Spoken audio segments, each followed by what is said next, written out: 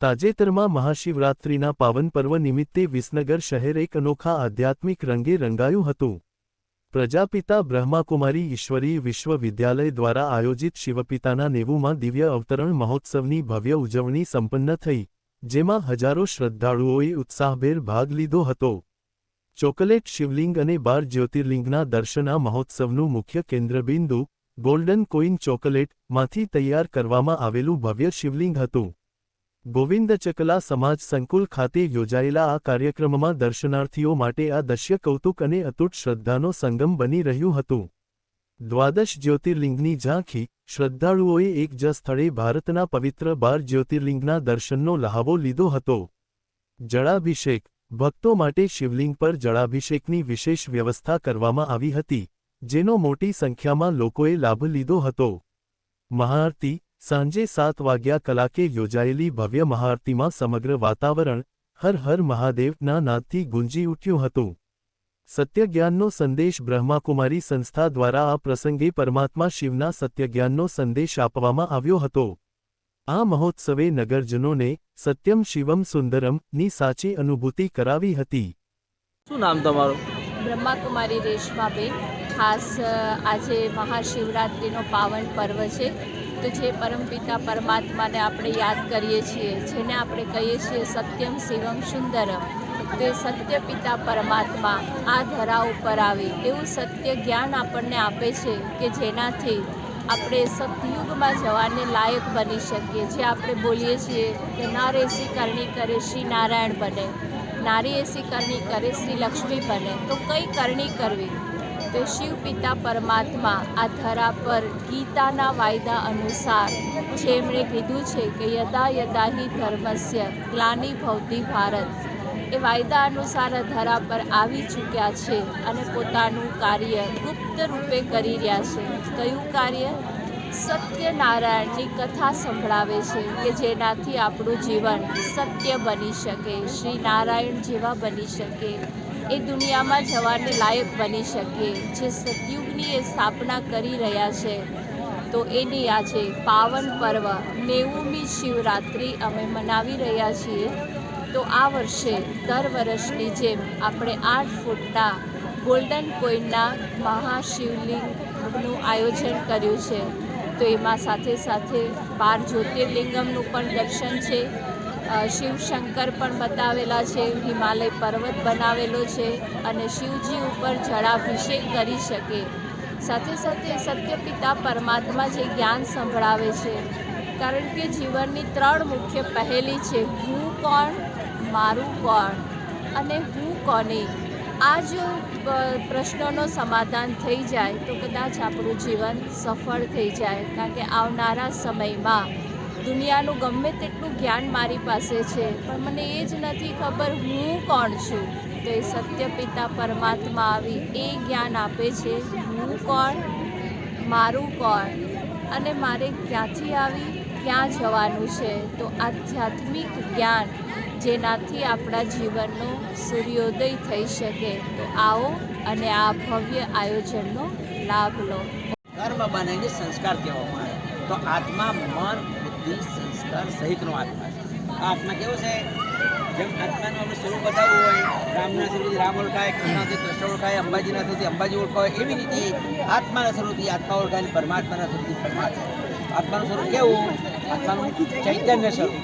પરમાત્માનું સ્વરૂપ હોય ચૈતન્ય, આત્મા શક્તિ સ્વરૂપ, પરમાત્મા શક્તિનું સાગર। આત્મા પ્રેમ સ્વરૂપ, પરમાત્મા પ્રેમનો સાગર। આત્મા આનંદ સ્વરૂપ, પરમાત્મા આનંદનો સાગર। આત્મા સુખ સ્વરૂપ, પરમાત્મા સુખનો સાગર। આત્મા શાંતિ સ્વરૂપ, પરમાત્મા શાંતિનો સાગર। આત્મા જ્ઞાન સ્વરૂપ અને જ્ઞાનનો સાગર। આત્મા ગુણ સ્વરૂપ, પરમાત્મા ગુણનો સાગર। આત્મા પવિત્ર સ્વરૂપ, પરમાત્મા પવિત્રતાનો સાગર છે। પરમાત્મા જન્મમરણના ચક્કરમાં આવતો નહીં। આત્મા જન્મમરણના ચક્કરમાં આપણે આવીએ, પરમાત્મા જન્મમરણના ચક્કરમાં આવતા નથી, એટલે એને અજન્મ કહેવામાં આવે છે, જન્મમરણ રહિત છે। તો અહીં આ ચિત્રની અંદર પરમાત્મા પરમધામમાં રહેવાવાળા છે। જુઓ, ब्रह्मा विष्णु शंकर आ तीन धाम से ब्रह्मपुरी में ब्रह्मा विष्णुपुरी में विष्णु शंकरपुरी में शंकर आ सूक्ष्म धाम कहेवामां आवे। आ स्थूल लोक सूक्ष्म लोक ब्रह्मलोक ने बिंदु परमात्मा त्या गुरु ब्रह्मा गुरु विष्णु गुरुदेवो महेश्वरम गुरु साक्षात परब्रह्म परम तस्मै गुरु। तो आ परमात्मा से कि सूर्य चंद्र तारा थी पार परम धाम रे बाळो परमात्मा कलियुगना अंत आ परमात्मा जन्म मरण में आवता नहीं। जन्म मरण આપણે આત્માઓ આવીએ છીએ। પરમાત્મા અજન્મા એનું અવતરણ થાય છે। આ શિવરાત્રી છે ને એ અવતરણ થાય છે। એ પરમાત્માનો અવતરી થયા છે 90 વર્ષ થઈ ગયો હજી પરમાત્માને તમે જાણતા નથી। હવે 10 વર્ષ પછી પરમાત્મા સતયુગી દુનિયાની સ્થાપના કરવા માટે અહીં આવ્યા છે। અધર્મનો નાશ કરવા માટે સતયુગી રામ અને સીતા થોડે પડાય સંપન્ન સર્વગુણ સંપન્ન હોય છે। આ જ્યારે ત્રેતાની અંદર 14 કળા એ કળા ઓછી છે ત્યાં એટલે આપણે કહ્યું કે રામ 14 વર્ષનો વનવાસ ગયા। 14 વર્ષનો વનવાસમાંના એ કળા ઓછી થાય છે એટલે 14 કળાએ દેવી દેવતાઓ 14 કળાએ હોય છે। એ દુનિયાની અંદર